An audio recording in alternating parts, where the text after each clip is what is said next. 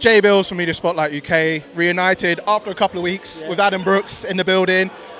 Looking impressive in there in your open workout. How do you feel now that you've seen everything? I know you were looking at Kenny on a few occasions. It looked like there was a bit of a tension going on. Yeah, he kept smirking at me, and I just said, "Listen, you've got a chin, and I'm coming for it."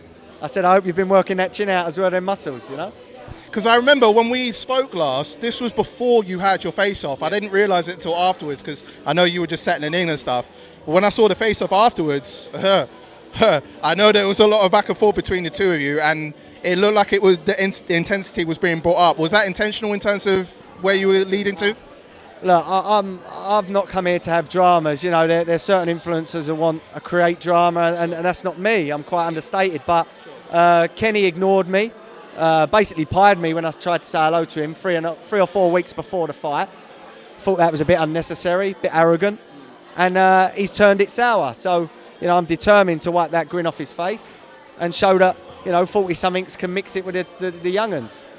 Well, I mean, what did you make of Kenny's open workout? You would have seen that. What did you make of it?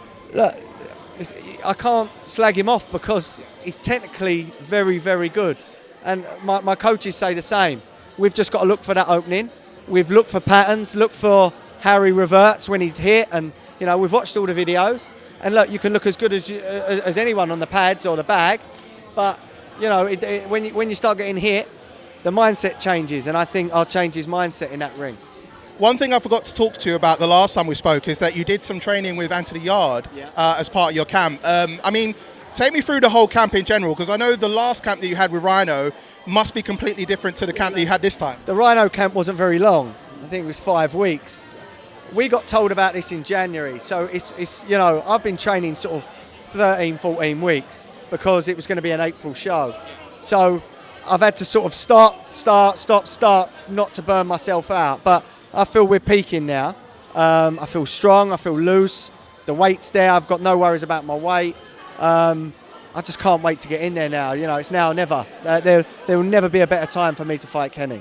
I mean, of course, obviously, press conference tomorrow, weigh-ins on Friday. I mean, it looks like I can already tell, like, the face-up will just be like, you know, a little, like, intensity will just be there. I can imagine. Is that how you feel it's going to lead on to before fight night? Look, again, I get a little bit embarrassed with, like, the sort of theatrics of this sometimes, but I'm never going to back down when someone's in my face. So, you know, we've got to remember we are fighting on Saturday.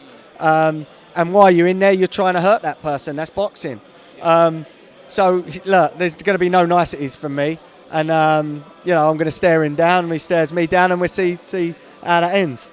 And obviously, still always, you know, promoting Knives Down. Yeah. You know, I know you've been active in terms of promoting that. I know there's been quite a few newses lately in terms of that. Like, you know, how more active are you pushing to make sure that message is brought across? If I'm honest, you know, with recent events, poor young lad had his life taken from him 5 minutes from my house in Hainault.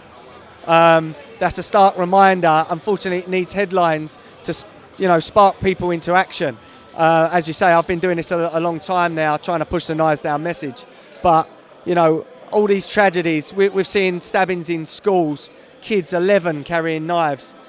It's them that we need to change. We're never going to change the hardened criminals or gangsters, but someone like me could possibly influence my son's mates, their mates. So look, it costs nothing to spread the Knives Down message. I've put it all over my kit.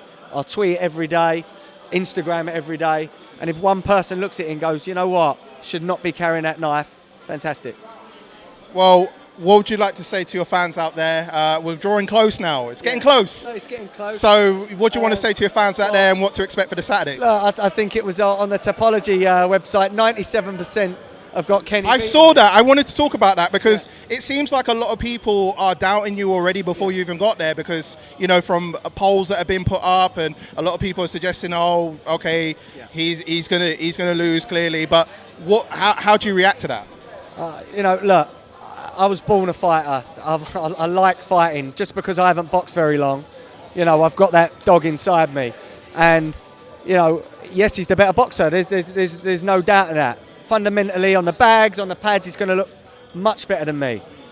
But I'm stronger than him. I think I'm more aggressive, more spiteful.